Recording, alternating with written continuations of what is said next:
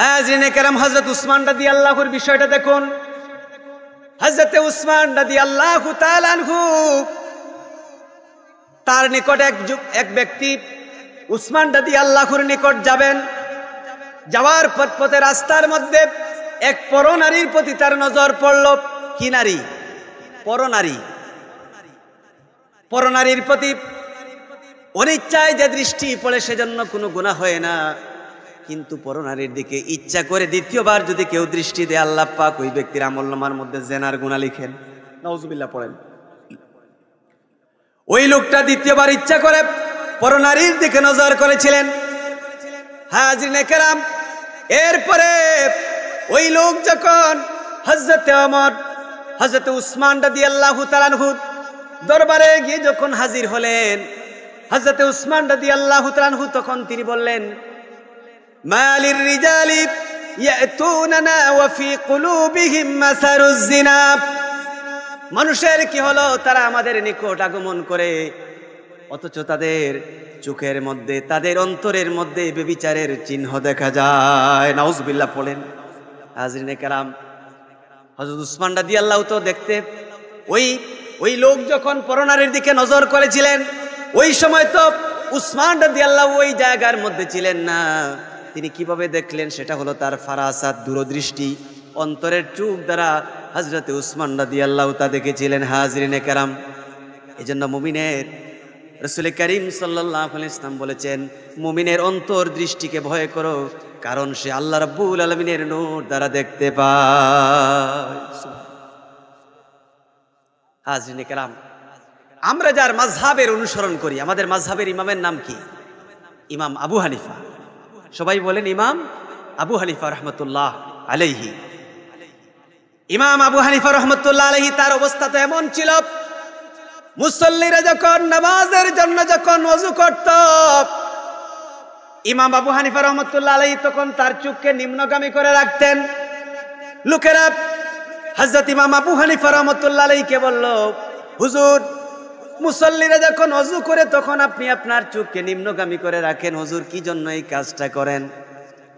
আমাদের মাযহাবের ইমাম আবু হানিফা রাহমাতুল্লাহ আলাইহি বললেন, শোনো, রাসূল করিম সাল্লাল্লাহু আলাইহি ওয়াসাল্লাম বলেছেন, নবীজি বলেছেন, এটা হাদিস, যখন ওযু করা হয় ওযুর পানির সাথে গুনাহ জড়তে থাকে। যখন কুলি করা হয়, মুখের দ্বারা যত গুনাহ হয়েছে সেগুলো ঝরে যায়। ওযুকারী ব্যক্তি যখন মাথা মাসে করেন, মাথা দ্বারা তার যত গুনাহ হয়েছে সেগুলো ঝরে যায়। হাত যখন দৌত করেন, হাতের গুনাহগুলো ঝরতে থাকে। পা যখন দৌত করেন, তখন পায়ের দ্বারা যত গুনাহ হয়েছে সেগুলো ঝরতে থাকে। সুবহানাল্লাহ। ইমাম আবু হানিফা রাহমাতুল্লাহ আলাইহি বললেন, মুসল্লিরা যখন ওযু করে তাদের দেহ থেকে যখন গুনাহগুলো ঝরে পড়তে থাকে, আমি সেটা বুঝতে পারি, দেখতে পারি। শুধু তাই নয়, কে কোন গুনাহ করছে, কোন গুনাহের সাথে জড়িত, সেটাও কিন্তু আমি বুঝতে পারি। সুবহানাল্লাহ।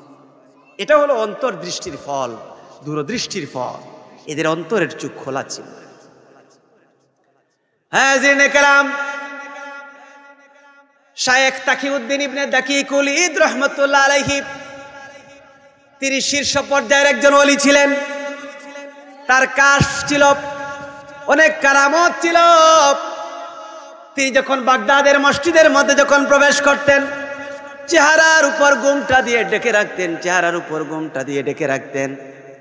লোকেরা জিজ্ঞেস করলো, হুজুর, আপনি যখন বাগদাদের মসজিদের মধ্যে প্রবেশ করেন, আপনার চেহারার উপর ঘোমটা তাকে ঢেকে রাখেন, কারণ কি?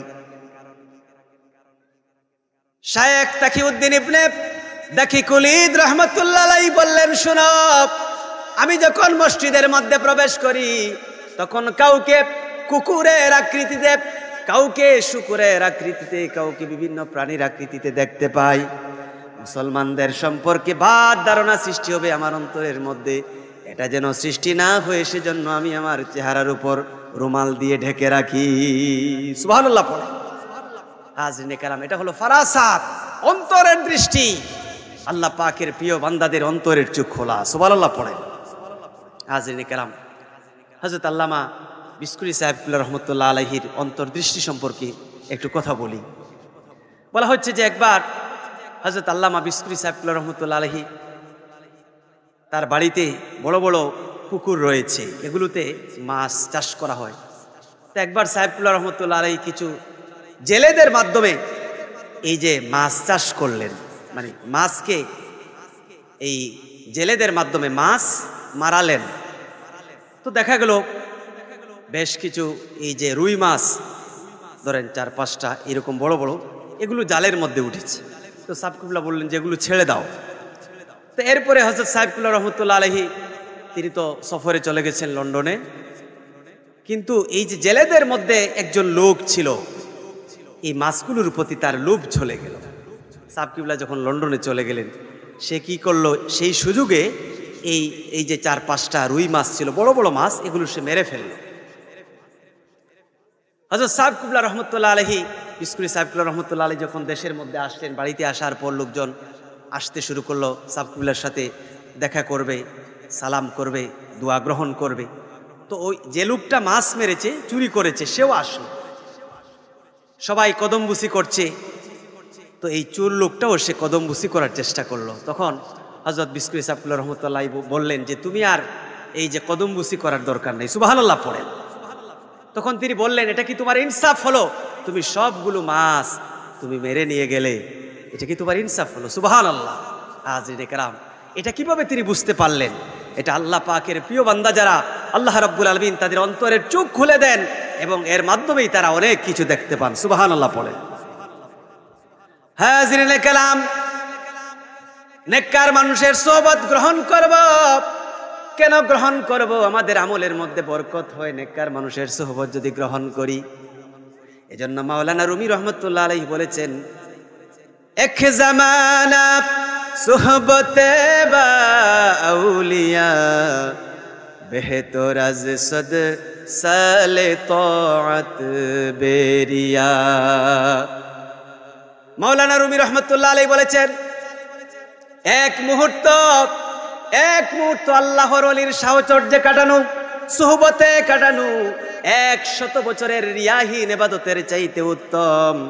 100 বছর আপনি ইবাদত করেছেন রিয়া মুক্ত, মানে মানুষ দেখার নাই, আল্লাহ পাককে সন্তুষ্ট করার জন্য 100 বছর ইবাদত করেছেন। সেই ইবাদতের চাইতে গুরুত্বপূর্ণ হলো একটা মুহূর্ত আল্লাহর কোনো নেককার ওলির সাহচর্যে কাটানো, সেটা আল্লাহ পাকের নিকট সবচেয়ে গুরুত্বপূর্ণ। প্রিয় হাজরিন, এজন্য ওলিদের সোহবত আমরা গ্রহণ করি, এর মধ্যে ফায়দা রয়েছে।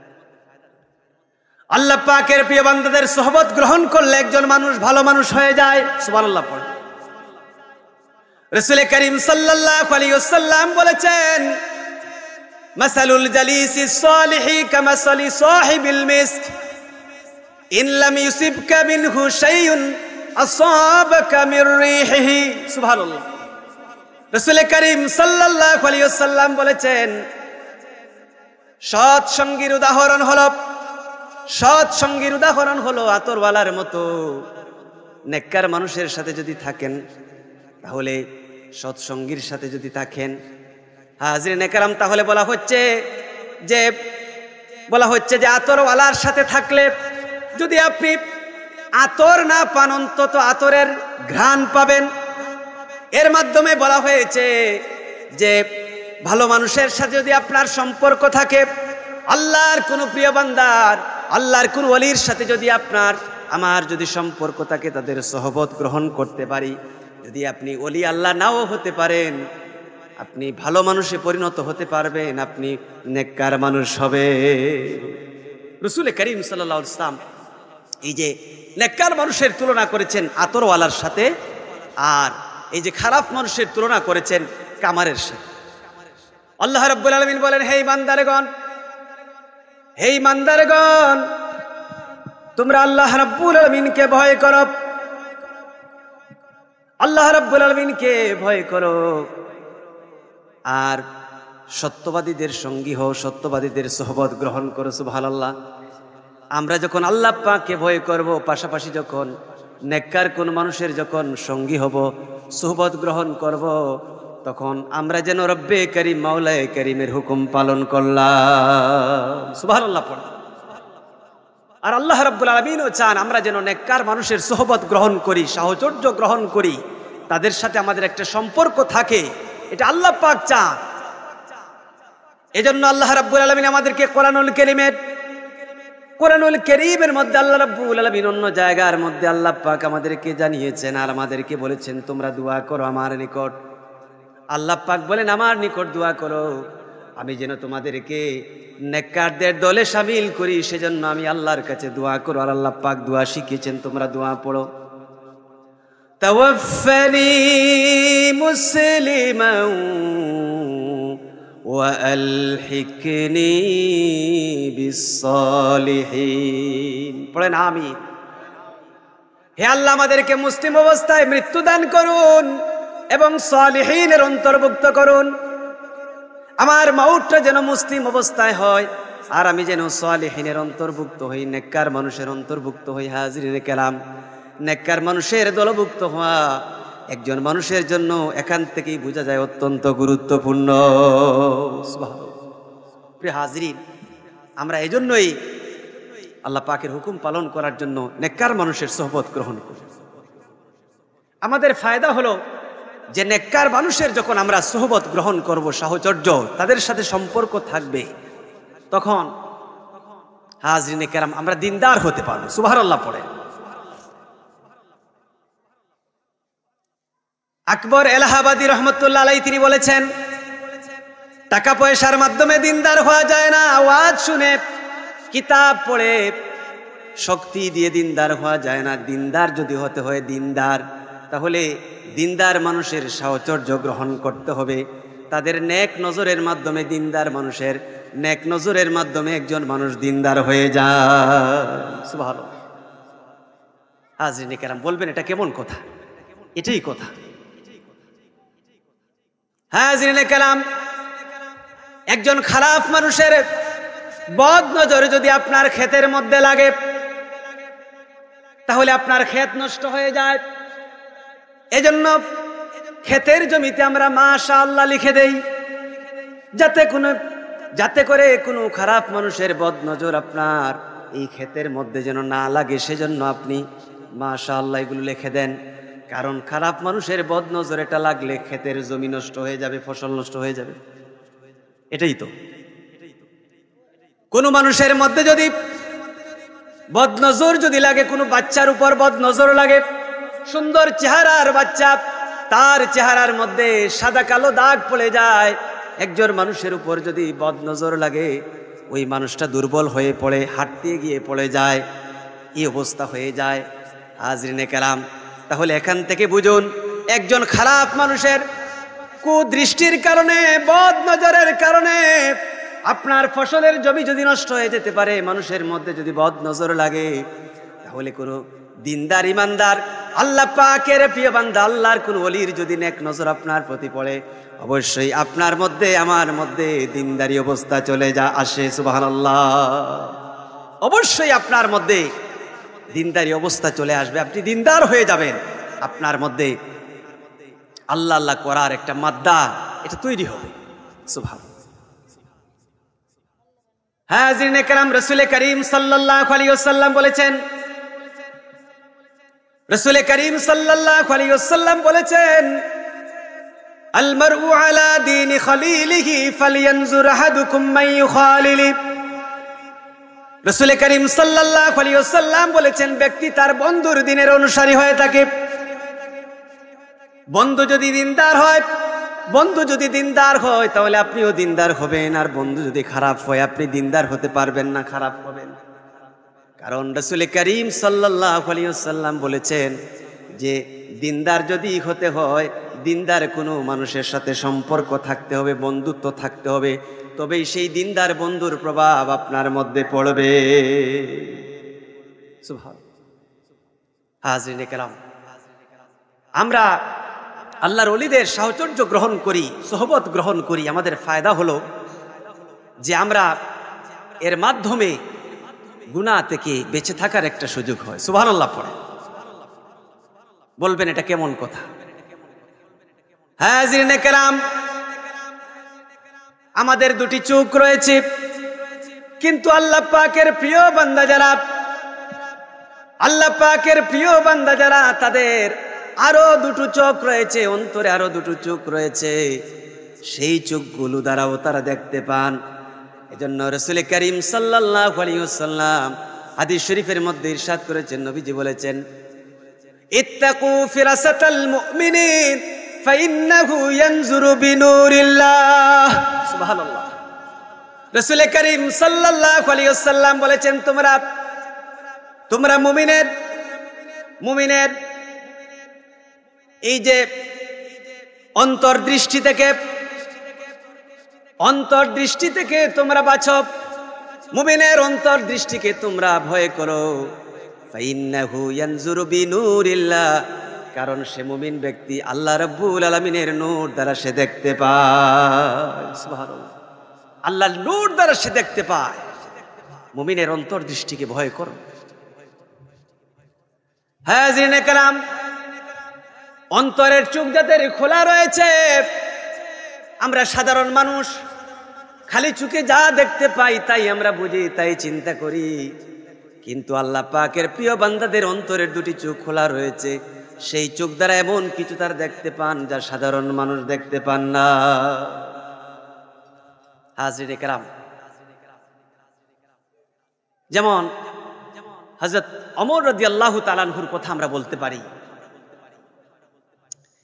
ইরাকের মধ্যে যুদ্ধ চলছে, নিহাওয়ানদের যুদ্ধ।